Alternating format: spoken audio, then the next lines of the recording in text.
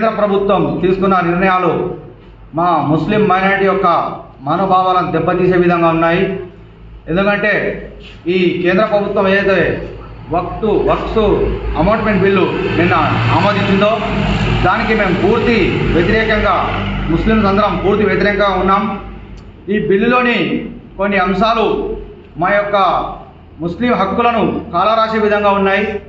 కాబట్టి ఈ బిల్లును వెంటనే రిజెక్ట్ చేయాలని మేము డిమాండ్ చేస్తున్నాం. ఇండియాలో ఉన్న ప్రతి ఒక్క ముస్లిం ప్రతి ఒక్క జాగల నిరసన తెలుపుతున్నారు. దానికి గాను మేము కూడా మా వంతుగా ఈ తంగలపల్లి మండల కేంద్రంలో ఈరోజు మదీనా మస్జిద్ కమిటీలో నిరసన తెలిపాము. కాబట్టి ఇప్పటికైనా కేంద్ర ప్రభుత్వం ఈ యొక్క బిల్లును రిజెక్ట్ చేసి మా యొక్క ముస్లింలను కాపాడాలని, మా ముస్లిం యొక్క వక్ఫ్ ఆస్తులను కాపాడాలని కోరుతున్నాం.